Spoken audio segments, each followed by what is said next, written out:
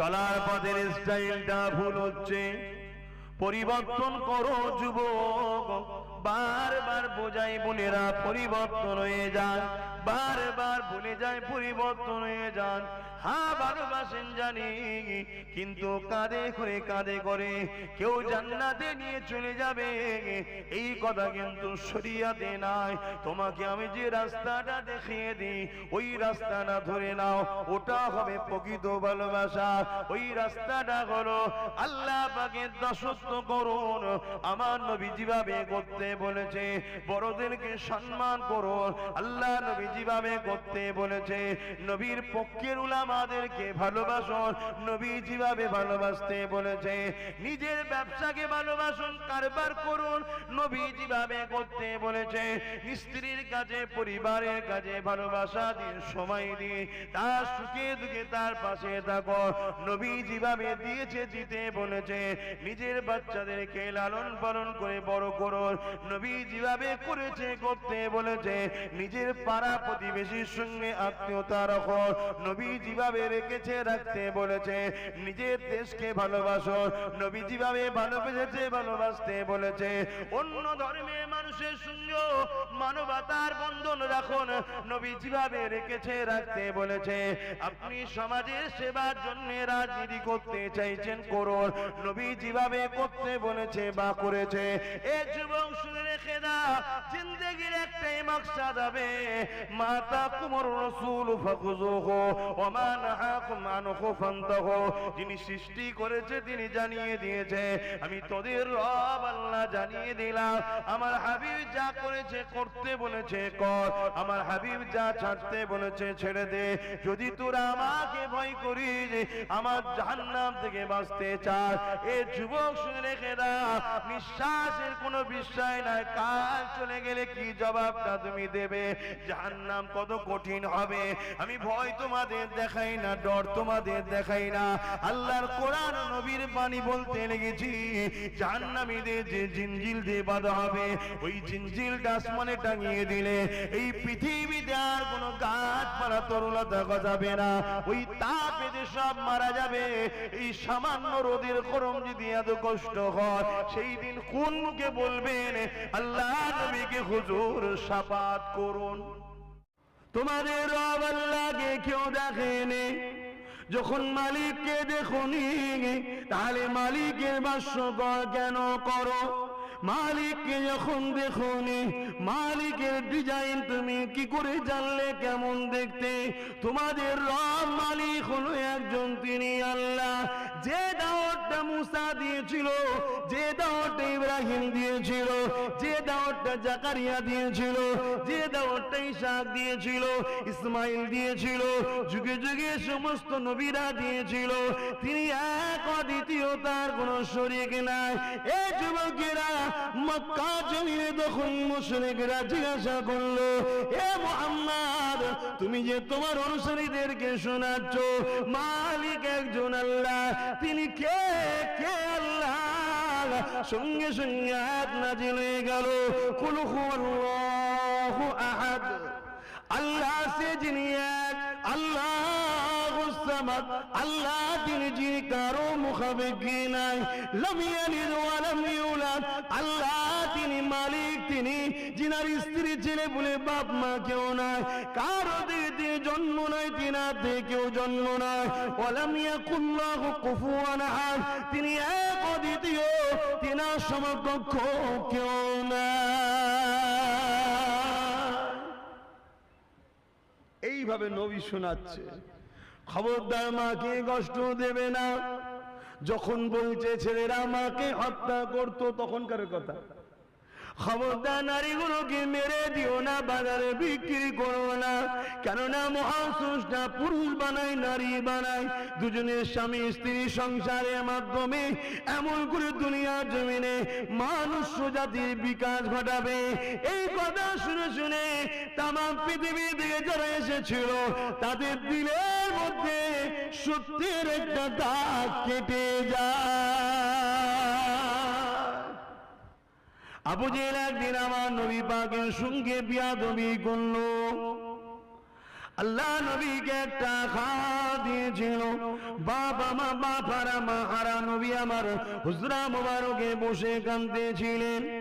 এ যুবকেরা, আল্লাহ নবী আর একজন চাচা হযরত হামজা রাদিয়াল্লাহু তাআলা কোন এলাকার মানুষের কাছে খবর পেলে যে তোমার ভাতিজা বাবার মা গারে তিন নবীকে আবু জেল মেরেছে। খালি আরেকটা কথা বলি, আবু জেল কিন্তু আমার নবীর নিজের চাচা নয়, পাড়া সম্পর্কে চাচা। পাড়া চাচা বোঝেন তো? পাড়া চাচা বয়স্ক হলে বলে না চাচা ভালো আছেন, এই চাচা হয়ে গেছে, পাড়া সম্পর্কে চাচা। এ যুবকেরা, হযরত হামজা যখন কথা শুনলেন তিনি এমন করে গিয়ে অনেক বড় কথা আবু জেলের মাথায় আঘাত দিয়ে রক্তাক্ত করে দিল। তখন হযরত হামজা নবীকে কলমা পড়ে নেয়নি। অনেকে বলতে পারে দেখো নবী চাচা মারপিট করে, না বন্ধু, তখনও নবী চাচা দিনে মুহাম্মাদিতে আসেনি, তখনও এক আল্লাহ দিয়ে ফিরে আসেনি। এ যুবকেরা, তরুণীরা, বাপেরা, এ নবী পাকের প্রেমিকেরা ভাতিজার জন্য লড়াই করে ফেললো, আবু জেলের মাথাটা ফাটিয়ে দিল। এসে আমার নবীকে বলতে লেগেছে ভাতিজারে, বাপারা তুমি, মা খারা তুমি, মন খারাপ করে কেঁদো না ভাতিজা, আমি তোমার প্রতিশোধটা নিয়ে এসেছি। আল্লাহ নবী মাথা এক করে কাঁদতে ছেড়ে সঙ্গে সঙ্গে শুনে মাথা তুললেন। চাচা কি বলছে? প্রতিশোধ নিয়েছি তার মানে? এ ভাই শুনলাম মুহাম্মদ নাকি তোমাকে মেরেছে, আবু জেল তোমাকে নাকি মেরেছে, আমি গিয়ে তার মাথা ফাটিয়ে এসেছি। আল্লাহ নবীর চোখ ভরা পানি নিয়ে বলেছিল, চাচা আমি মুহাম্মদ প্রতিশোধ নিতে আসিনি, আল্লাহ আমাকে ওমার সাল্লাল্লাহু ইল্লা রাহমাতাল লিল আলামিন বানিয়েছে। কেন আপনি প্রতিশোধ নিলেন? ওই সময় চাচা বলে ভাতিজারে তুমি যাতে খুশি হও, আমার নবী বলেছিলেন আমি খুশি একটা কারণে, আপনার স্রষ্টাকে আপনি মেনে নেন, এতেই আমি খুশি। আবু যেমন করে হামজা জিজ্ঞাসা করে কি বলতে হবে বলো, তুমি বলে লাও আশহাদু আল্লা ইলাহা ইল্লাল্লাহ ওয়া আশহাদু আন্না মুহাম্মাদান আবদুহু ওয়া রাসূলুহু। এ যুবকেরা, আমার নবী পাকের কথা শুনে হযরত হামজা নবীর হাতে হাতে মানে কলেমা পড়ে না।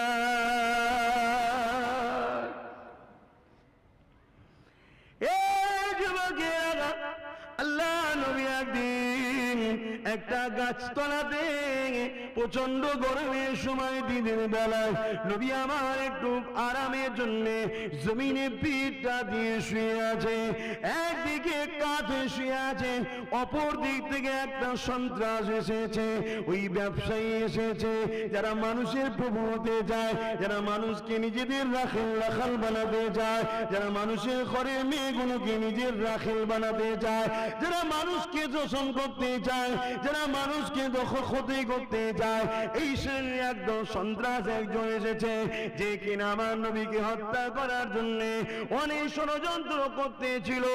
আজ আমার নবীকে একা দেখতে পেয়ে এবং অন্যদিকে মুখ করে ঘুমিয়ে আছে দেখতে পেয়ে এই যুবকেরা তরোয়ালটা তুলে বলতে লেগেছে, এ মুহাম্মদ তোমাকে বাঁচাবে কে বলো? আল্লাহ নবী সেই দিক থেকে কাঠটা খুঁড়ে নবী আমার যখন উপর দিকে মুখটা তুলেছে দেখছে তরোয়ালকে এইভাবে তুলে রেখেছে।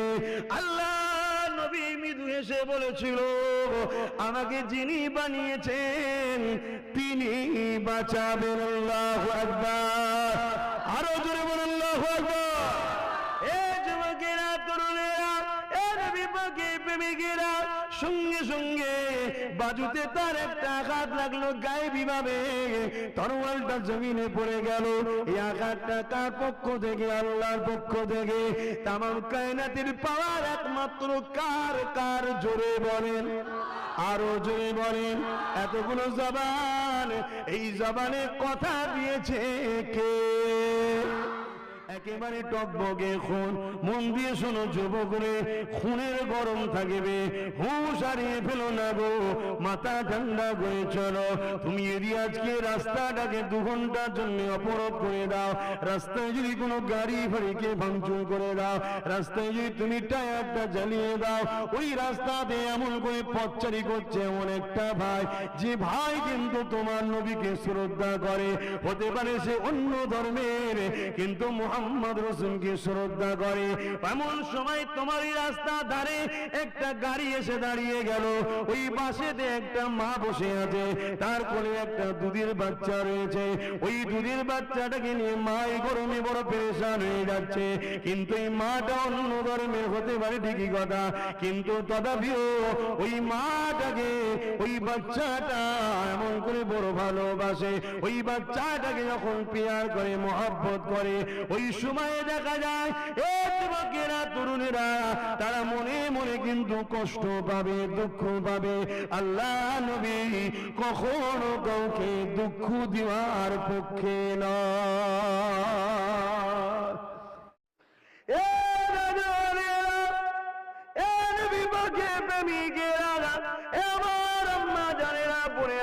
দুদিনে দুনিয়া ময়ায় পড়ে আখিরাতকে ভুলে যাবেন না। ছেলে পুলে, স্ত্রী, জমি জায়গা, ঘর বাড়ি, এসব তো দুনিয়ার লোভ লালসা। এগুলো আল্লাহ দিয়েছে আমাকে আপনাকে পরীক্ষা করার জন্য। এগুলোকে পেয়ে আল্লাহকে ভুলে যাবেন না। কিছুদিন আগে একটা মহামারী এসেছিল সারা বিশ্বের জমিনেতে। বিশ্বে বড় বড় নেতাগণ, বিশ্বে বড় বড় রাজাগণ, দুনিয়া সুপ্রিমো যারা বলে, সব ঘরে দরজা দিয়ে ভেতরে ঢুকে কাঁপতে লেগেছে। কুটুম এসেছে, বলছে হবে না। কি হয়েছে রে মস্তানিরা, দাদারা? পৃথিবীর সাম্রাজ্যের মালিক তোরা, পৃথিবীর বাদশা তোরা, তোরা নাকি দুনিয়ার বড় বড় তব্বলিরা। কি হয়েছে তোদের? আর ওই দেখুন ফুটপাতের জমিনে আল্লাহ প্রেমিকটা, ওই দেখুন ফজরের সময় আল্লাহর প্রেমিকটা, কোনো চিন্তা নাই, উজু করে মসজিদের দিকে যাচ্ছে। আর পৃথিবীর রাজাগুলো সেই সাগরের বীজখানের ঘরে গিয়ে চুপ করে বসে আছে, কাউকে ছুটে চাইছে না। যদি হয়ে যায় বিমার, মরে যাব। এ যুবকেরা শুনে রেখে দাও, মৃত্যু থেকে কেউ পালাতে পারবে না। তুমি যেখানেই যাও না কেন, চাঁদে খরলাও মৃত্যু ওখানে যাবে, পাহাড়ে খরলাও মৃত্যু ওখানে যাবে, সাগরের বীজখানে থাকো ওখানে মৃত্যু যাবে। কেউ তোমাকে রুখতে পারবে না। সামান্য একটা বিমারকে দেখে পৃথিবীর সব দাদা ঠান্ডা হয়ে গেছে, কিন্তু আল্লাহর ওলিদেরকে জিজ্ঞাসা করো তোমরা কি ঠান্ডা হয়েছো? তার একটাই কথা বলবে, আল্লাহকে না দেখা পর্যন্ত ঠান্ডা নয়।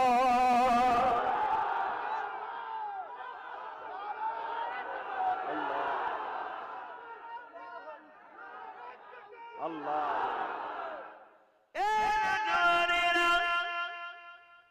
আল্লাহ নবীকে নবী বলার জন্য, আল্লাহকে আল্লাহ বলার জন্য হযরতে বেলালের উপরে কি জুলুম হয়েছে আমাদের জানতে বাকি নাই। মক্কার জমিনে বাজারে নিয়ে গিয়ে পায়ে দড়ি বেঁধে, কোমরে দড়ি বেঁধে, গলায় দড়ি বেঁধে টেনে টেনে নিয়ে গিয়ে মক্কার বাজারে সবাই মিলে মারতে লেগেছে।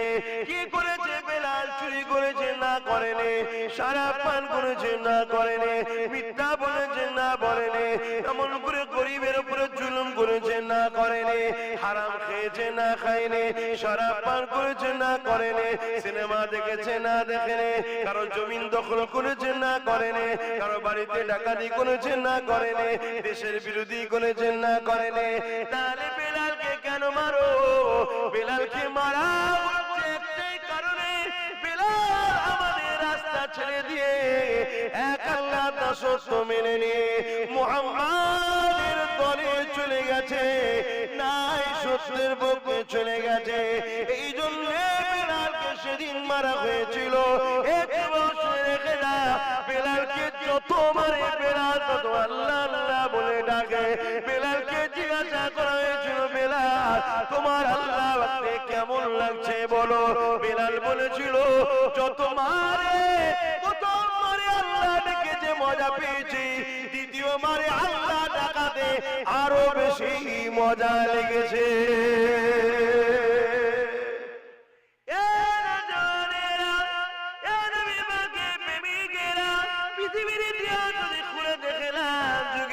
দুটো দিক হয়েছে, একটা রহমানের দিক, একটা ইবলিস শয়তানের দিক। হযরতে মুসা আলাইহিস সালাম তিনি রহমানের দিকে ছিলেন, এমন করে ফেরাউন তিনি পিছে শয়তান ইবলিসের দিকে ছিল। হযরতে মুসা আলাইহিস সালাম গরীবের সাথে ছিল, অসহায়ের সাথে ছিল, মুসলিমের সাথে ছিল।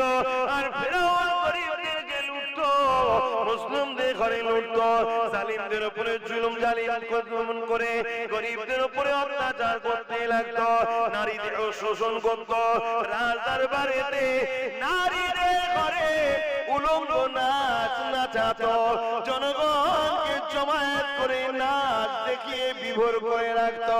এ যুবক শুনে রেখে না, ওই সময় মুসা সাল্লাম আসলে দুনিয়ার মানুষকে বলতে লাগলে, বাবারা তোমাদেরকে চোখ দিয়েছি আল্লাহ, এই চোখ দিয়ে তোমরা বেশরিয়াতি কাজ করো না, বড় নারীকে দেখো না, এই চোখ দিয়ে তোমরা আল্লাহ যাতে খুশি সেই কাজ তোমরা করো না। বাবা বাবার আল্লাহ তোমাদেরকে কান দিয়েছে, এই কানে তোমরা হারাম জিনিস শোনো না, এই চোখ দিয়ে তোমরা হারাম জিনিস দেখো না, এই পা দিয়েছে আল্লাহ, এই পা দিয়ে তোমরা হারাম রাস্তায় যেও না, হারাম কাজ করতে যেও না। মুসা নবীর কথা শুনে একটা দুটো তিনটে করে দলে দলে মানুষ মুসা নবীর দিকে যেতে লেগেছে, অর্থাৎ রহমানের রাস্তা ধরতে লেগেছে। এটা থেকে শয়তান ফেরাউনকে বুঝাতে লাগলো, এ ফেরাউন মুসাকে রোক, নাই তোর রাজত্ব চলে যাবে।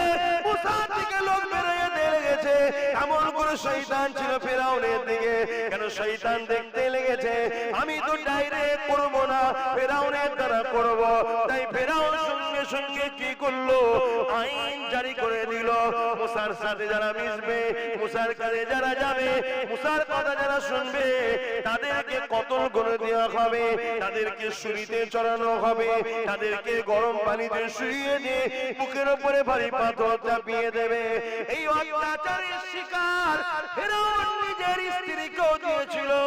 আম্মা জান আসিয়া হুজুর মুসা নবীর কথা শুনে এক আল্লাহকে মেনে নিয়েছিল। এই আম্মা জানকে মরুভূমির বাড়ির উপরে শুইয়ে দিয়ে বুকের উপরে ভারী পাথর চাপাবে। ফেরাউন পিছলো না। আম্মা জান এই অবস্থায় আল্লাহ আল্লাহ আল্লাহ করতে করতে শহীদ হয়ে জান্নাতে মতির মহলের মালিকিন হয়ে যায়। কারণ আল্লাহ নবী বলে দিয়ে গেছেন, আমি নবী চলে যাচ্ছি বাবারা, আমার বড় ভয় হয় আমার উম্মতকে প্রকাশ্য দুশমনেরা মিটাতে পারবে না। আমার বড় ভয় হয় আমার উম্মতের ঘরে একদল ছদ্মবেশী মুনাফিকরা আমার উম্মতিদেরকে মিটিয়ে না দেয়। প্রকাশ্য কেউ কোরআনের বিরুদ্ধে হয় তাকে নিয়ে তোমার আমার ভয় খাবার কিছু নয়। কেননা কিছুদিন আগে আমারই ভারতবর্ষে কোন একটা রাজ্যে একটা ব্যক্তি বলেছিল কোরআনে নাকি 26টা আয়াত রয়েছে, ওই আয়াতগুলো নাকি আল্লাহর কথা নয়, ওটা নাকি মুহাম্মদ রাসূলের বানানো। বলুন নাউযুবিল্লাহ মিন জালিক। কেননা 1000 বছর আগে থেকে আল্লাহর কোরআন চ্যালেঞ্জ দিয়ে আসতে লেগেছে, এই পৃথিবীর মানুষ যালিকাল কিতাব লা রাইবা ফি, এর মধ্যে ভুল তো দূরের কথা কোন সন্দেহ অবকাশ না। আল্লাহ 1000 বছর আগে থেকে এই কোরআন চ্যালেঞ্জ দিয়ে আসছে। তোমাদের কারো যদি মনে হয় এটা আল্লাহর বাণী নয়, তাহলে তোমরা কোরআনের না একটা কোরআন লিখে দেখাও। তারপরে আল্লাহ নিজেই বলছে তোমরা পারবে না। তারপরে আল্লাহ বলছে আরো ছোট করে দিলাম, একটা সূরা লিখে দেখাও। আবার আল্লাহ নিজেই জবাব দিচ্ছে তোমরা পারবে না, একটা আয়াত লিখে দেখাও। তাহলে 26টা আয়াত এখন আল্লাহ নয়, আল্লাহ তো চালিয়ে দিয়েছে। আল্লাহ যারা পৃথিবীর সবাইকে করে এক জায়গায় করে একটা কোরআনের নয় আয়াত লিখে দেখা। আল্লাহ পাক তারপরে বলছে এটা তোরা পারবি না। আমার আল্লাহ ওয়াদাল্লাহি হক, আমার আল্লাহর ওয়াদা সত্য। এখনো পর্যন্ত 1450-1500 বছর একটা লাইন বা একটা ওয়ার্ড কেউ কোরআনের লাইন লিখে দেখাতে পারে।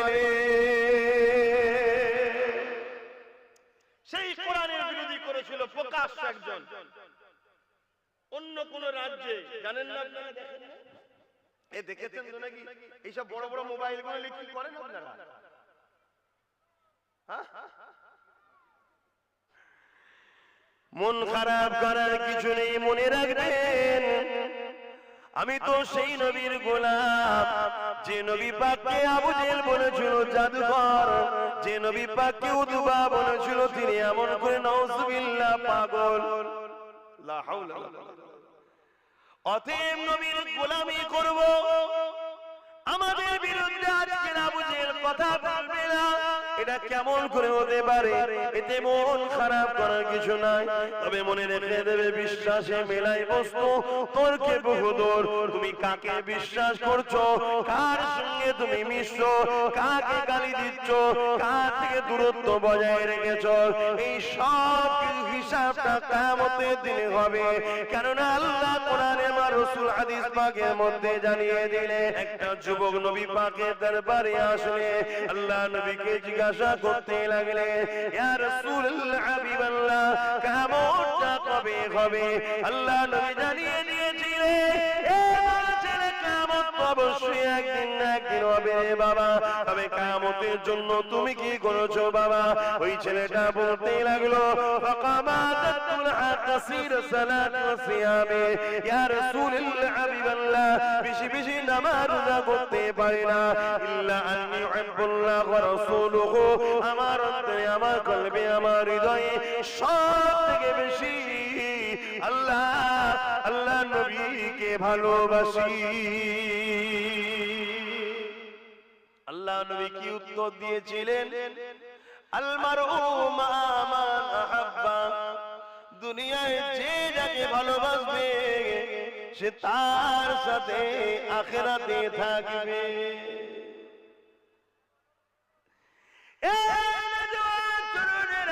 আল্লাহ নবী আর একটা হাদিস শুনে নাও, আম্মা জানেরা বোনেরা, আল্লাহ নবী আর একটা হাদিস শুনে নাও, মান আহাব্বা লিল্লাহ ওয়া আবগাদা লিল্লাহ ওয়া আতা লিল্লাহ মানা লিল্লাহ ফাকাদ ইস্তাকমালাল ঈমান। ভালোবাসবেন কার জন্য? জোরে জোরে বলুন। এটা নবীর হাদিস। ভালোবাসবেন আল্লাহর জন্য, দুশমনি করবেন কার জন্য? আল্লাহর জন্য। আত্মীয়তা করবেন কার জন্য? নবী জানিয়ে দেন আল্লাহর জন্য। বিচ্ছেদ হবে না, আত্মীয়তা কার জন্য? নবী বললেন আল্লাহর জন্য। শুনে রেখে দাও, কাজ কারবার করবেন কার জন্য? আল্লাহর জন্য। বিবাহ শাদী করবেন কার জন্য? আল্লাহর জন্য। অর্থাৎ আল্লাহর হুকুম তাই করছি, নিজে যেন দুনিয়াবি কোনো লোভ লালসা না থাকে। আমি বিয়ে করলে গাড়ি পাবো, টাকা পাবো, জমি পাবো, হারাম হবে, হারাম হবে। নিকাহ করা নবীর সুন্নাত, আল্লাহর হুকুম, তাই আমি নিকাহ করব। এই যুবকেরা, তরুণেরা, বাপেরা, জিন্দেগির প্রতিটা কদম চলবে আল্লাহর খুশির জন্য, প্রতিটা নিঃশ্বাস চলবে আল্লাহর খুশির জন্য। কারো সঙ্গে যদি দল করতে হয় কার জন্য করবেন? জোরে বলুন, জোরে বলুন। কারো যদি বিরোধী করতে হয় কার জন্য করবেন?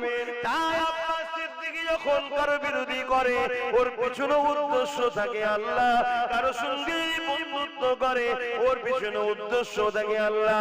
কারণ আমার আল্লাহ জানিয়ে দিয়েছে, আমার দাসদাসীরে দুনিয়া জমিনে হিকমতের সঙ্গে কাজ করো। হিকমত যে করে সে বোঝে, তুমি বুঝতে পারো না, তাই বলে দিয়ে যায়। আজ দেখো আব্বাস সিদ্দিকীর দুশমনি করে, করার অধিকার আল্লাহ আপনাকে দিয়েছে, তবে উদ্দেশ্য যেন আল্লাহ থাকে, আল্লাহ থাকে। দুনিয়ার কাউকে খুশি করার জন্য আমার বিরোধী করলে কিয়ামতের দিন তোমাকে ধরা হবে।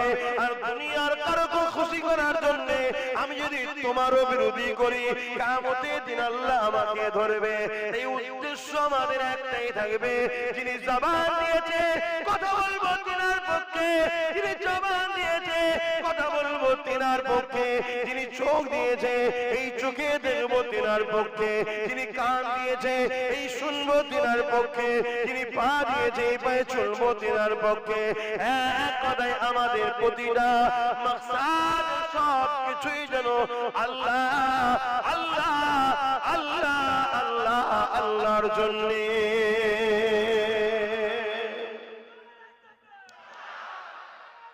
আল্লাহ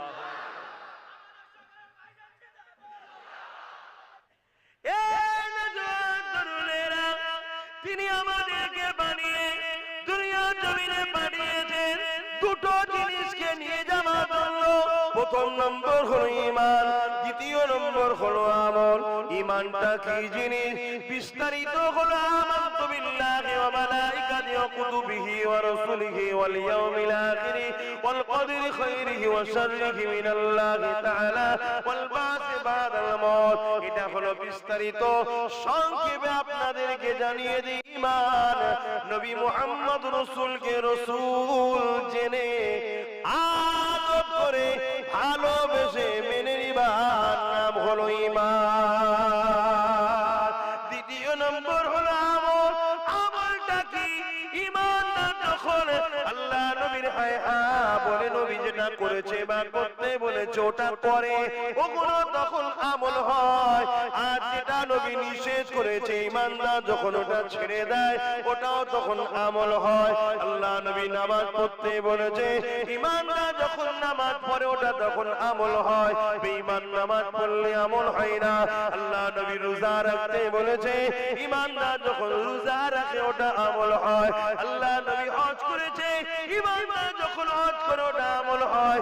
আল্লাহ নবী যাকাত দিতে বলেছে, ঈমানদার যখন যাকাত দেয় শতকরা 2.5 টাকা ওটা তখন আমল হয়। আল্লাহ নবী মা বাপকে ভালোবাসতে বলেছে, ঈমানদার যখন মা বাপকে ভালোবাসে ওটা আমল হয়। আল্লাহ নবী গরিবদেরকে সাহারা দিতে বলেছে, ঈমানদার যখন সাহারা দেয় ওটা তখন আমল হয়। আল্লাহ নবী বলেছে, খবরদার জুলুম করো না, জুলুমের সাথ দিও না। ঈমানদার যখন জুলুম ছেড়ে দেয় আর জালিমের সাথ দেয় না ওটাও তখন আমল হয়। আল্লাহ নবী বলেছে, বিমারিকে দেখতে যাও, আমি নবী দেখেছি। আমি ঈমানদার যখন বিমারিকে দেখতে যায় ওটাও তখন আমল হয়। আল্লাহ নবী বলেছে, তিনদের মাথায় হাত বুলালে আমি মুহাম্মদ রাসূলের মাথায় হাত বুলানো হয়ে যাবে। এই মনে রেখে দেবেন, ঈমানদার যখন কোন এতিমের ভরণ পোষণের দায়িত্ব নাই, এতিমকে লোটে না, এতিমকে ভালোবাসে, সে তখন আমল ইবাদত করে নেয়। বাপেরা, নওজওয়ানেরা, রহমানের দলে যারা ছিল তাদের থেকে শিক্ষা নেন।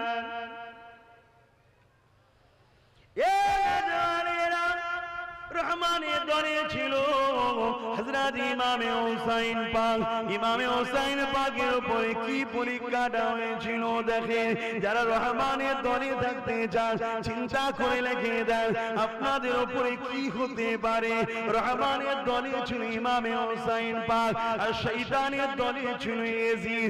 এদের কিছুদিনের জন্য দুনিয়ায় রাজত্ব পেয়েছিল, কিছুদিনের জন্য সৈন্য সামন্ত পেয়েছিল, কিছুদিনের জন্য পরনারী আনন্দ ফুর্তি পেয়েছিল, কিছুদিনের জন্য মানুষের উপর জুলুম অত্যাচারের দাদাগিরি চালিয়েছিল। এই যুবকেরা কিন্তু পৃথিবীর জমিনে আজ লোকে জিতকে লাঞ্ছিত করে, কিন্তু রহমানের গোলাম ইমামে হুসাইনকে আজ মানুষ দিবানা হয়ে ভালোবাসে। এই যুবকেরা, তরুণেরা, এই আমরা যারা বলছি রহমানের দিকে দেখবো, রহমানকে ভালোবাসবো, রাসূলকে ভালোবাসবো, তৈরি আমাদেরকেও হতে হবে। আমাদের উপর নানান পরীক্ষা আল্লাহর পক্ষ থেকে আসবে। কখনো অভাবী সংসার দিয়ে পরীক্ষা হবে, কখনো বিমার দিয়ে পরীক্ষা হবে, কখনো ঘর বাড়ি ভেঙে দিয়ে পরীক্ষা নেওয়া হবে, কখনো ঘর বাড়ি লুটে পরীক্ষা নেওয়া হবে, কখনো বেকার হয়ে পরীক্ষা নেওয়া হবে। এই যুবকেরা, তুমি যদি নিজের দিলকে একটা প্রশ্ন করতে পারো, তুই কার দিল যদি বলে আল্লাহ, তাহলে তোমার এত স্বপ্ন কিসের? তোমার মালিকের যখন তুমি, তোমার মালিক তোমাকে যেভাবে রাখবে ওতে তুমি রাজি থাকো, তবে যে কাজগুলো করলে তোমার মালিক খুশি হবে এই কাজগুলো ছাড়ো না, ওই কাজগুলো করতে থাকো। কেননা মনে রেখে দেবে, তুমি আমি বাজারে গিয়ে যখন কোনো জিনিস কিনি, বাজিয়ে দেখি, পরীক্ষা করি। ধরুন একটা মাটির কলসি কিনবেন, ওটাকে বাজিয়ে বাজিয়ে পরীক্ষা করে নেন, কেননা ওটা আমি কিনবো, ওকে আমার আপন করবো, ওতে আমি পানি রাখবো। তাহলে আপনি যদি পরীক্ষা করতে পারেন, আমার আপনার মালিক যখন আপনাকে নেবে, জান্নাত দেবে, চিরশান্তির পুরস্কার দেবে, তাহলে কেন আপনাকে পরীক্ষা করবে না? এই পরীক্ষা নিয়েছিল ইমামে হুসাইন পাককে, এই পরীক্ষা নিয়েছিল সাহাবা সাহাবাদিওকে এই পরীক্ষা নিয়েছিল হযরতে বেলালকে। মক্কার বাজারে সব যুবক ছেলেটাকে পায়ে হাতে দড়ি বেঁধে সবাই মারতে লেগেছে। কি করেছে বেলাল? শরাব পান করেছিল না করেনি, চুরি করেছে না করেনি, মারপিট করেছে না করেনি, খুন করেছে না করেনি, দেশের বিরুদ্ধে হয়েছে না হয়নি, মার্ডার করেছে না করেনি, জিনা করেছে না করেনি, হারাম খেয়েছে না খায়নি। কেন মারে? একটাই কারণে মারতে লেগেছে, শয়তানের দিক ছেড়ে দিয়ে সভ্যতা ইনসাফ ইনসানিয়াত এক আল্লাহকে ভালোবেসে রাসূলকে কলেমা পড়ে নিয়েছে। তাই বেলালের উপরে এত জুলুম হতে লেগেছে। বেলাল বলেছিল, ও পৃথিবীর মানুষ শুনে রেখে দে, আমার প্রেমটা এত কম নয় যে সামান্য আগুন আল্লাহ ভুলাতে পারে।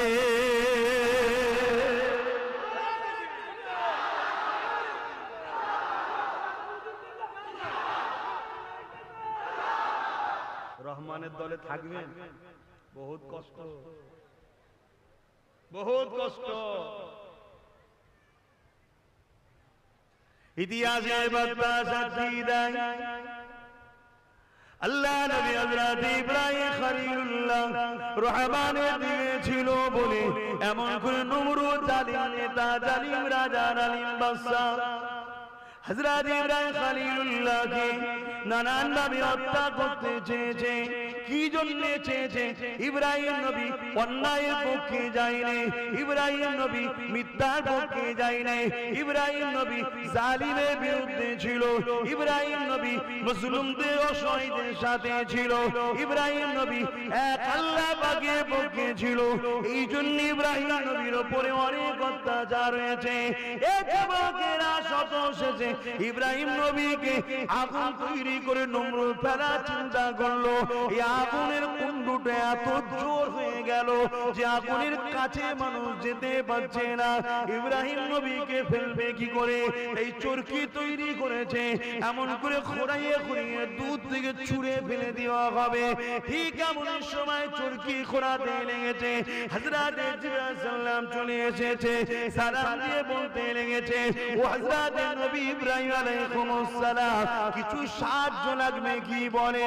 রহমানের দলে থাকা হযরত ইব্রাহিম নবী আব্বা জান কি বলেছিলেন? ও হযরত জিবরাইল জান, এখন বড় কঠিন পরীক্ষার সময় হয়েছে, আমার মালিক আমাকে পরীক্ষা নিতে লেগেছে।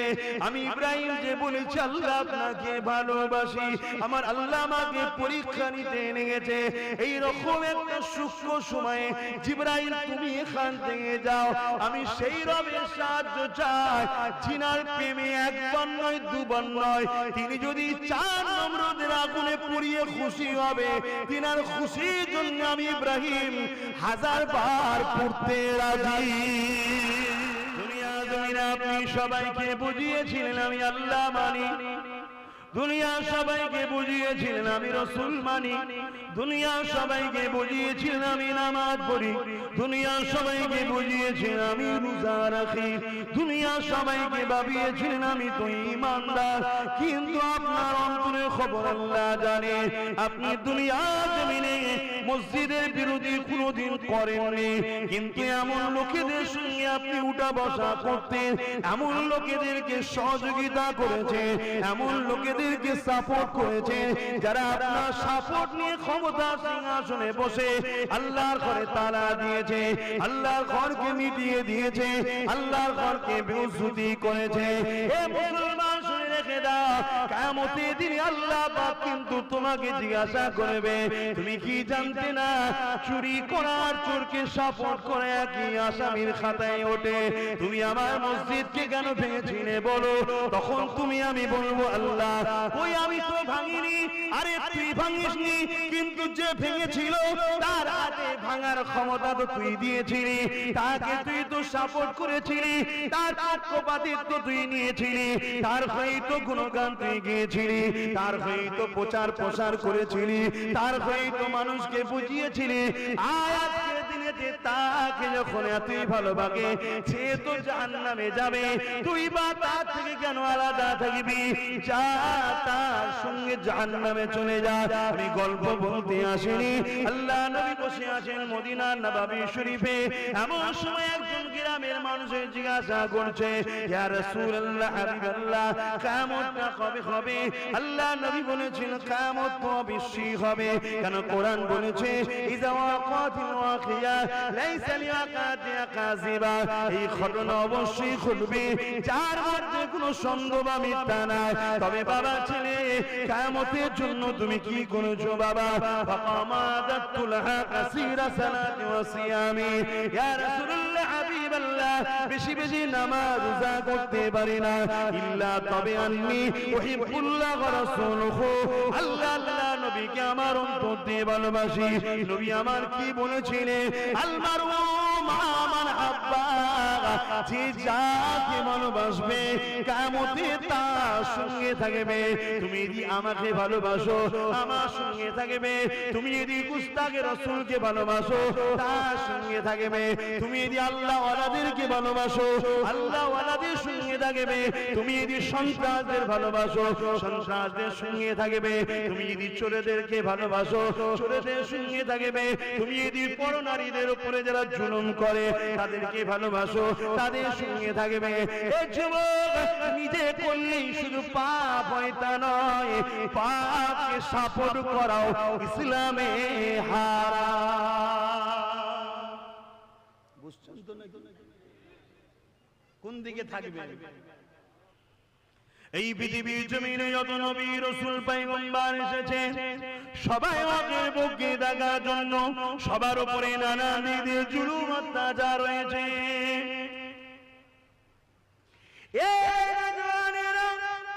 আল্লাহ পাক এটাই বুঝিয়ে দিচ্ছেন, হকের পক্ষে থাকলে দুনিয়া জমিনে কখনো শান্তি পাওয়া যেতে পারে না। কেননা দুনিয়াটা দুনিয়া সিদরুল মুমিনিন, মুমিনদের জন্য জেলখানা। এই দুনিয়া জমিনে একটা নবী ছিলেন হযরত জাকারিয়া আলাইহিস সালাম, যাকে আমল করে কোরআনের গাছ সমেত দুটুকরো করে দিয়েছিল। এই পরীক্ষার আল্লাহর পক্ষে ছিল, যাকে আল্লাহ পাক সব থেকে শ্রেষ্ঠ বানিয়েছে। সেই নবী পাক নিজে বলতে লেগেছে, আমার সাহাবারা দুনিয়ায় যত মানুষ এসেছে এবং দুনিয়ায় যত মানুষ আসবে, আমাকে আমার আল্লাহ পাক যেভাবে পরীক্ষা নিয়েছে, যে জিল্লাতটা আমার উপরে হয়েছে অন্য কারোর উপরে হবে না। তাহলে আমি আপনি হকের পক্ষে থাকবো, আমার আপনার উপরে জালিমরা জুলুম করবে না, এই আশা করাটা ভুল। আমি আপনি আল্লাহর পক্ষে থাকবো, আমার আপনার উপরে সন্ত্রাসী হামলা হবে না, এই আশা করাটা ভুল। আমি আপনি ন্যায়ের পক্ষে থাকবো, আমাকে আপনাকে বদলাম দেওয়া হবে না, এই আশা করাটা ভুল। আল্লাহর পক্ষে থাকবেন, ন্যায়ের পক্ষে থাকবে, অবশ্যই পরীক্ষার জন্য আল্লাহর পক্ষ থেকে নানা রকম মুসিবত আসবে। এই যুবকেরা, তবে কিন্তু চিরস্থায়ী নয়। অন্ধকার আছে বলে এই অন্ধকার চিরস্থায়ী নয়, একদিন অবশ্যই আলো ফুটে উঠবে। হাদিস পাকের মধ্যে রয়েছে, আল্লাহ নবী নূর নবী দয়াল নবী দুনিয়ার জমিনে যখন এসেছিলেন, এই পৃথিবীর জমিনে আমলও দিয়েছিল। ছেলেরা নিজেদের মা গুলোকে হত্যা করে দিত, বাপেরা নিজেদের মেয়েগুলোকে হত্যা করে দিত, ধনীরা গরিবদেরকে জুলুম করত, গলায় বেড়ি দিয়ে বাজারে গিয়ে কিনা বেচা কারবার করত। আল্লাহ নবী দুনিয়ার জমিনে এসে এই যুবকেরা এই গরিবদের হয়ে, নারীদের উপরে হয়ে ইনসাফের কথা যেই বলেছে, সঙ্গে সঙ্গে তৎকালীন সময় যাদের হাতে ক্ষমতা ছিল, আবু জিল, উতবা, সাইবা, আবু লাহাব, তারা আমার নবী পাকের বিরোধী লেগেছিল, এত বিরোধী করেছিল, আল্লাহ নবীকে ঘর ছেড়ে দিয়ে মাসকে মাস পাহাড়ে থাকতে হয়েছে।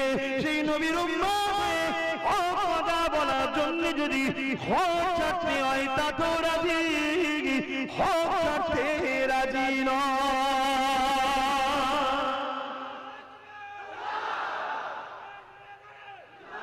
মদিনার নববী শরীফে বসে আছেন, এমন সময় একটা যুবক এসে বলল, ইয়া রাসূলুল্লাহ হাবিবাল্লাহ, আমি আপনাকে ভালোবাসি। ইয়া রাসূলুল্লাহ হাবিবাল্লাহ আমি আল্লাহ পাককে ভালোবাসি। আল্লাহ নবী বললেন বাবা তুমি কি জানো ইসলাম কি শিক্ষা দেয়? ওই যুবকটা বলেছিলে ইয়া রাসূলুল্লাহ হাবিবাল্লাহ হুজুর আমি জানি ইসলাম এক আল্লাহর দাসত্ব শিক্ষা দেয়, ইসলাম ন্যায়ের শিক্ষা দেয়, ইসলাম সভ্যতা শিক্ষা দেয়। ইয়া রাসূলুল্লাহ হাবিবাল্লাহ ইসলাম ইনসাফের শিক্ষা দেয়, ইসলাম ইনসানিয়াতের শিক্ষা দেয়, ইসলাম গরিবদেরকে সাহায্য শিক্ষা দেয়, ইসলাম গরিবদেরকে ভালোবাসার শিক্ষা দেয়, ইসলাম মা বাপকে সম্মান করা শিক্ষা দেয়, ইসলাম নারীদেরকে মর্যাদা দেওয়া শিক্ষা দেয়, ইসলাম বড়দেরকে সম্মান দেওয়া শিক্ষা দেয়, ইসলাম ছোটদেরকে স্নেহ করা শিক্ষা দেয়, ইসলাম গরিবদের অধিকার দেওয়া শিক্ষা দেয়। ইয়া রাসূলুল্লাহ হাবিবাল্লাহ ইসলাম এক কথায় সাম্যের বাণী শিক্ষা দেয়। ইয়া রাসূলুল্লাহ হাবিবাল্লাহ আমি জানি আমি আপনাকে ভালোবাসি, আমি আল্লাহকে ভালোবাসি। আল্লাহ নবী বলেছিলেন বাবা ছেলে তুমি কি বলছো বাবা, একটু কি চিন্তা করে বলছো বাবা? জি ইয়া রাসূলুল্লাহ আমি বড় চিন্তা করে বলছি। বলো বাবা কি বলছো? ইয়া রাসূলুল্লাহ হাবিবাল্লাহ আমি আল্লাহকে ভালোবাসি, আপনাকে ভালোবাসি। আল্লাহ নবী বলেছিলেন এ বাবা যুবক তুমি তৈরি হয়ে যাও বাবা। ইয়া রাসূলুল্লাহ হাবিবাল্লাহ কিসের জন্য? আল্লাহ নবী বলেছিলেন বাবা ছেলে আমার আল্লাহ পাক তোমাকে পরীক্ষা নেবে বাবা, কেননা মুমিনকে আল্লাহ পরীক্ষা নেয় বিভিন্ন দিক দিয়ে পরীক্ষা নেয়, কখনো গরিব বানিয়ে পরীক্ষা নেয়, কখনো ধনী বানিয়ে পরীক্ষা নেয়, কখনো এলেম দিয়ে পরীক্ষা নেয়, কখনো এলেম না দিয়ে পরীক্ষা নেয়, কখনো মা বাপ দিয়ে পরীক্ষা নেয়, কাউকে মা বাপ কেড়ে নিয়ে পরীক্ষা নেয়, কাউকে এতিম বানিয়ে পরীক্ষা নেয়, কারো বাপ মা বৃদ্ধা অবস্থায় পড়ে আছে এইভাবে পরীক্ষা নেয়, কাউকে আল্লাহ নেতা বানিয়ে পরীক্ষা নেয়, কাউকে আল্লাহ পাক পূজা বানিয়ে পরীক্ষা নেয়। বাবা ছেলে শুনে রেখে দাও তোমার জীবনের চলন যেন আল্লাহর খুশির জন্য হয়, তোমার জীবনের চলন যেন উসওয়াতুন হাসানা আমাকে আল্লাহ ভালো মডেল করেছে আমাকে ফলো করে জেনে হয়। বাবা ছেলে তোমার উপরে আল্লাহ পাকের অনেক পরীক্ষা আসবে বাবা, তুমি ধৈর্যের সাথে ওই পরীক্ষার মোকাবেলা করবে আল্লাহকে খুশি করার জন্য। এই পরীক্ষার জন্য তুমি প্রস্তুত হয়ে যাও। তাহলে আপনারা যারা আল্লাহকে ভালোবাসেন নবীকে ভালোবাসেন কষ্ট হলে একটু হাত তুলে দেখাবেন। বাপ রে বাপ সবাই ভালোবাসেন হাত না বা, তাহলে আপনারাও তৈরি হন, পরীক্ষা আসবে, আল্লাহ পরীক্ষা নেবে। কাউকে আল্লাহ রূপ দিয়ে পরীক্ষা নেবে, কাউকে আল্লাহ যৌবনের পাওয়ার দিয়ে পরীক্ষা নেবে, কারো আল্লাহ তাকত দিয়ে পরীক্ষা নেবে, কাউকে আল্লাহ বা জবানের কথা দিয়ে পরীক্ষা নেবে। মনে রেখে দিও এই পরীক্ষাটা যদি তুমি ধৈর্য ধরে একমাত্র আল্লাহর খুশির জন্য আগাও তবে মনে রাখবে তোমার দুনিয়াটাও কামিয়াবি হবে, আখিরাতটাও কামিয়াবি হবে। নচেত তোমার দুনিয়াতে কিছুদিন হয়তো দাব দাবা চলবে কিন্তু আখিরাতটা তোমার বরবাদ হয়ে যাবে। যুবকেরা তরুণেরা হকের পক্ষে থাকা আল্লাহর পক্ষে থাকা ন্যায়ের পক্ষে থাকা এতটা সহজ নয়, কেননা ইতিহাসে পাতা সাক্ষী দেয় যারাই দুনিয়ায় ন্যায়ের পক্ষে ছিল আমার আল্লাহ পাক তাদেরকে পরীক্ষা নিয়েছে। এই পরীক্ষা একটা বলে যায় হযরত মুসা আলাইহিস সালামের কথা। ওই মুসা আলাইহিস সালামকে আল্লাহ নবী রাসূল করে পাঠিয়েছিলেন দুনিয়ার জমিনে। মুসা নবী যখন জালিম নেতা ফেরাউনকে বলেছিল এ ফেরাউন রাজত্ব আল্লাহ দিয়েছে তোকে, ক্ষমতা আল্লাহ দিয়েছে তোকে, তোকে আল্লাহ লিডার বানিয়েছে, নেতা বানিয়েছে, রাজা বানিয়েছে, তোকে আল্লাহ মহারাজা বানিয়েছে, তুই সেই আল্লাহর বান্দাদের উপরে জুলুম করিস না। কেননা ফেরাউন গরিবদেরকে জুলুম করত, ফেরাউন গরিবদেরকে কৃতদাস বানিয়ে রাখত, ফেরাউন রাত্রিরে মদের আসর করত, ওখানে বেগানা নারীদেরকে নিয়ে সে নাচ গান করত এবং ফেরাউনের যারা সঙ্গ পঙ্গ ছিল ডায়ে বায়ে গুন্ডা বাহিনী, এক কথায় চিনবেন জি করে আপনারা, তারা রাত্রির ওই নারীগুলোকে ভোগের আসরে নিয়ে যেত। আল্লাহ নবী হযরতে মুসা আলাইহিস সালাম বলেছিল এগুলো আল্লাহ পাকের বিরুদ্ধে, এ ফেরাউন এগুলো তুমি বন্ধ করো। এই হক কথা বলার জন্য ফেরাউন মুসা সাল্লামের বিরুদ্ধে হয়ে গিয়েছিল। শুধু বিরোধী হয়নি, মুসা নবী সাথ যারা দিয়েছিল তাদের উপরও জুলুম অত্যাচার করেছিল। শুনছেন? তাহলে আজ যদি কেউ অন্যায় সত্যের পক্ষে দাওয়াত দেয় যে অন্যায় করো না, গরিবকে লুটো না, মানুষকে অত্যাচার করো না, গরিবের চোখের পানি ফেলো না, যার অধিকার তার অধিকার না দিয়ে কেড়ে নিও না, ভাইয়ে ভাইয়ে অশান্তি করো না, নিরীহ মানুষগুলোকে মেরো না, যদি কেউ আজও বলে তাহলে তাকে বলার আগে ভাবতে হবে মুসা নবীর সঙ্গে কি হয়েছিল, তারপরে তার বলা দরকার, যদি ওটা বলে সহ্য করতে পারে। এই কথা ঠিক না বেটি? কিন্তু এটা কাজ তোমার, তোমার কাজ নাইকে প্রতিষ্ঠিত করা, অন্যায়কে মিটিয়ে দেওয়া, এটা তোমার কাজ। কে দিয়েছে? জোরে বলবেন না, আল্লাহ দিয়েছে। আমার আলোচনায় কি আপনাদের অসুবিধা হচ্ছে? মাইকের আওয়াজে বুঝতে পাচ্ছেন? তাহলে এটা তোমার কাজ, করতে হবে। দুনিয়ায় কোনো কেউ কাজ দিল, অমুক বড় লাফালাফি করছোর মাথাটায় বাঁশ মারো, দুনিয়ায় কেউ তোমায় কাজ দিল, অমুক বড় কথা বলছো ওকে একটু সাইজ করো, দুনিয়ায় তোমায় কেউ কাজ দিল এই এলাকার মসজিদটাকে ভেঙে দিতে হবে, দুনিয়ায় তোমায় কেউ কাজ দিল ওর বাড়িটাকে ভেঙে দিতে হবে, দুনিয়ায় তোমায় কেউ কাজ দিল ওকে মিথ্যা কেসে জড়াতে হবে। দুনিয়ার এই শয়তানদের জন্য তুমি আল্লাহ দেওয়া নিয়ামতের হাত দিয়ে গরিবের মাথায় আঘাত করলে, দুনিয়ার এই শয়তানদের চক্রান্তে পড়ে আল্লাহ দেওয়া জিন্দেগি নিয়ে তুমি এই অন্যায়টা করতে পারলে, কিন্তু তোমার খালেক তোমাকে যে কাজ দিয়েছে, গরিব যে খোদার্থ তাকে খাবার দাও, যার ঘর নেই তাকে তোমার স্বার্থ থাকলে দাও, যে অসহায় তাকে আশ্রয় দাও, যে বিপদে পড়েছে তাকে আশ্রয় দাও, তাকে সহযোগিতা করো।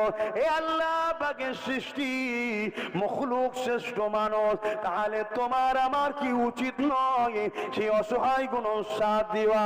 হ্যাঁ, সাথ দেওয়া দরকার, কিন্তু এই কাজ করতে গেলে বাধাটা কেমন হবে দেখে, কেননা এই কাজগুলো করা আল্লাহ পাকের পক্ষে। মুসা আলাইহিস সালামের উপরে ফিরআউনের অত্যাচার শুরু হয়ে গেল।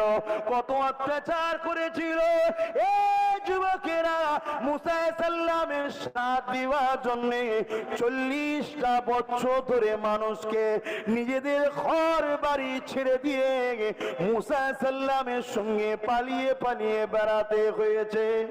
হকের পক্ষে ডাকলে জুলুম হয়, হকের পক্ষে ডাকলে শাস্তি হয়, হকের পক্ষে ডাকলে দুনিয়া জালিমরা জুলুম করে। এই ইতিহাস আমার ভালো করে জানা আছে, তাই আমি জানি সেদিন এজিদ হুসাইনের বিরোধী করেছিল। কেন বিরোধী করেছিল? হুসাইন যদি আমাকে লিডার বলে না মানে, হুসাইনের প্রেমিকরা আমাকে মানবে না। আজকে দিনও যেমন আমি যদি কাউকে না মানি, 2-5টা যদি আমার প্রেমিক থাকে তারাও তাকে মানবে না। এই এজিদ চেয়েছিল জোর করে হোক যেমন করে হোক হুসাইনকে আমার নেতৃত্ব মানাতে হবে। ইমামে হুসাইন বলেছিলেন শরাব বন্ধ করো, জুয়া বন্ধ করো, নানা দিনকে মিটাবার চক্রান্ত বন্ধ করো, তাহলে তোমার সঙ্গে আমার কোনো ঝগড়া নাই। কেন আমি রাজত্ব নিতে আসিনি। আজ আমিও বলে যাচ্ছি মাদ্রাসাকে বন্ধ করার চক্রান্ত বন্ধ করো, মাদ্রাসায় তালা দিবার প্ল্যান চক্রান্ত বন্ধ করো, বোরখাকে বন্ধ করার প্ল্যানটা বন্ধ করো, মুসলিম সমাজকে গরিব বানাবার চক্রান্ত বন্ধ করো, মুসলিমকে অশিক্ষিত করার চক্রান্ত বন্ধ করো, মুসলিম এলাকায় জুয়া খেলিয়ে মুসলমানকে জুয়াখোর বানাবার চক্রান্ত বন্ধ করো, মুসলিম এলাকায় মদের দোকান খুলে দিয়ে মুসলমানদের ঘরে মাতাল বানাবার চক্রান্ত বন্ধ করো, মুসলমানদের ঘরে বন্ধন লোনের সুযোগ দিয়ে তাদেরকে ঋণের বোঝা মাথায় দিয়ে তাদের কলারকে টেনে ধরে রাখার চক্রান্ত বন্ধ করো। এই সকল চক্রান্ত গুলো বন্ধ করে দাও। আব্বাস সিদ্দিকীর সঙ্গে কারো ঝগড়া নাই, কেননা আমরা নবীর গোলাম, দুনিয়ায় গোলামি করতে এসেছি, আল্লাহর জান্নাত নিবার আছে আমরা কথা বলি। এ যুবকেরা, তরুণেরা, আজকে কোন জালিম যদি তোমায় কিছু দায়িত্ব দেয়, সেই কাজ যদি তুমি করাটাকে এত আগ্রহ মনে করো, আমাকে যিনি বানিয়েছে, আমাকে যিনি জবানে কথা দিয়েছে, আমাকে যিনি চোখে দেখার ক্ষমতা দিয়েছে, যিনি আমাকে চলার ক্ষমতা দিয়েছে, সব থেকে বড় কথা, এত হাজার হাজার লোককে যিনি এই মজলিসে এনে হাজির করিয়ে দিয়েছে, তিনি কে? জোরে বলুন কে? আপনাদেরকে আমি আনতে পারিনি, আমার আব্বারও ক্ষমতা নেই, আমার দাদারও ক্ষমতা নেই, কারো ক্ষমতা নাই, কেন সব ক্ষমতার মালিক আল্লাহ। না বিরিয়ানি দিয়েছি, না টাকা দিয়েছি, না ভয় দেখিয়েছি, তারপরে এই যে চট নেই, বসার জায়গা নেই, আবার রোদ ফ্যান নেই, এই যে বসে আছেন, কে বসিয়েছে? সেই আল্লাহ আমাকে যদি কিছু ডিউটি দেয়, সেটা তো আমায় করতে হবে। তুমি যদি কোনো জালিমের জন্য, কোনো চরিত্রহীনের জন্য, কোনো সন্ত্রাসের জন্য, কোনো গাদ্দারের জন্য তুমি যদি এত বড় ভূমিকা নিতে পারো, তাহলে যিনি আমার সব কিছু মালিক, সেই আল্লাহ আমাকে বলেছে, অন্যায় দেখলে প্রতিরোধ করো, গরিবের উপরে জুলুম হলে প্রতিরোধ করো, শরাবকে সমাজে দেখলে বন্ধ করার জন্য বলো, সুদ দেখলে বন্ধ করার জন্য বলো, লটারি দেখলে বন্ধ করার জন্য বলো, মা বাবাকে জুলুম করার জন্য বৃদ্ধাশ্রম তৈরি হচ্ছে, ওর বিরুদ্ধে বলো, গরিবের মেয়েগুলোর পণের জন্য বিয়ে হচ্ছে না, ওর বিরুদ্ধে বলো, সমাজের নেতাগুলো ঘুষখোর হয়ে গেছে, ওই ঘুষের বিরুদ্ধে তুমি বলো, জালিম নেতার বিরুদ্ধে কথা বলা, আল্লাহ নবী জানিয়ে দিলেন এটা একটা বড় জিহাদ, বড় জিহাদ। তুমি বলো, বলো, যিনি আমাকে বানিয়েছে তিনাকে খুশি করার জন্য আগে বলেছি, আজ বলে যাচ্ছি, কালও বলবো, যতদিন দুনিয়ায় নিঃশ্বাস চলবে বলবো। তাই যুবকদেরকে বলে দিয়ে যায়, হকের পক্ষে থাকাটা বড় কষ্ট, কিন্তু এই কষ্টটা চিরস্থায়ী নয়। একটা রাস্তায় আপনি যেতে লেগেছে, কিছুটা রাস্তা খারাপ বলে পুরো রাস্তা খারাপ ভাববেন না, কিছুটা কষ্টের দিন কেটে যাওয়ার পরে আমার আল্লাহ আপনাকে যখন পরীক্ষা নিয়ে শেষ হয়ে যাবে, যেমন মুসা নবীকে বাঁচিয়ে দিলেন ফেরাউনকে নীল নদে চুবিয়ে, যেমন নমরুদকে নাকে মশা ঢুকিয়ে মেরে ইব্রাহিম নবীকে বাঁচিয়ে দিলে, যেমন ফেরাউন কেমন করে আবু জেহেলকে বদরের ময়দানে সই মেরে দিয়ে আল্লাহ পাক আমার নবীকে সাহায্য করলে। এই যুবকেরা, তোমাদেরও সাহায্য আসবে যদি তোমরা আল্লাহর জন্য আগাও, যদি তোমরা ইনসাফের জন্য আগাও, যদি তোমরা ন্যায়ের জন্য আগাও, যদি তোমরা গরিবদের ভালোবাসায় আগাও, তোমরা যদি এতিমদেরকে অধিকার দিবার জন্য আগাও, যদি তোমরা বিধবাকে আশ্রয় দিবার জন্য আগাও, যদি তোমরা বড়দেরকে সম্মান, ছোটদেরকে স্নেহ, মানুষকে ভালোবাসার জন্য আগাও, আমি বলে দিয়ে যাই, অবশ্যই আমার আল্লাহ তোমাকে একটা দিন পরীক্ষা নিবার পরে তিনি তিনার রহমতের কোলে তোমাকে তুলে নিয়ে দুনিয়া ও আখিরাতে নাজাতের রাস্তা দেবে। আরো জোরে বলুন সুবহান।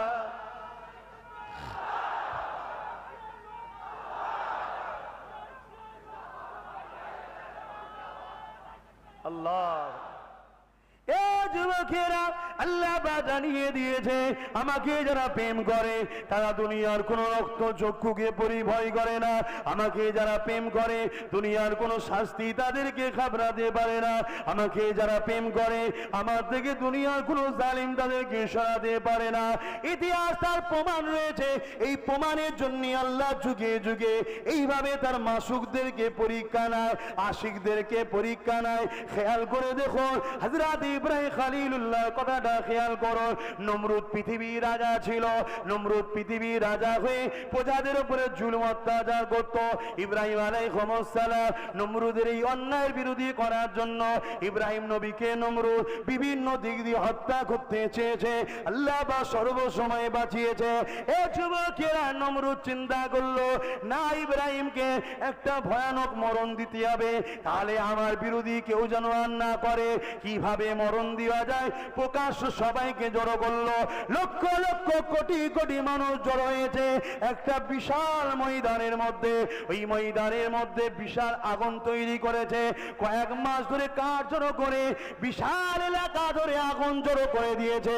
ওই আগুনটা ধরিয়ে দেওয়া হয়েছে, ওই আগুনের এত তাপ মানুষ কাছে যেতে পারছে না, দূর থেকে গোল হয়ে আগুনটাকে সমস্ত মানুষ দেখতে লেগেছে। ইব্রাহিমকে মেরে মেরে দেওয়া হবে। কেন মারা হবে? ইব্রাহিম বলেছে অন্যায় করা যাবে না, ইব্রাহিম বলেছে জুলুম করা যাবে না, ইব্রাহিম বলেছে নারীদেরকে ভোগ করা যাবে না, ইব্রাহিম বলেছে মাকে সম্মান দিতে হবে, ইব্রাহিম বলেছে তুমি রাজা হতে পারো, খোদা নয়, এক আল্লাহ ছাড়া কারো দাসত্ব চলবে না। ইব্রাহিম বলেছে প্রজাদের অধিকার তুমি দাও, প্রজাদের উপরে জুলুম কষ্ট দিও না, প্রজাদেরকে ভালোবাসো, পেয়ার করো, প্রজাদেরকে নিজের দাস দাসী চাকরানি মনে করো না। এই কথা বলার জন্য ইব্রাহিমকে মেরে দেওয়া হবে। ইব্রাহিমকে আগুনে ফেলবে কি করে? শুনছেন তো?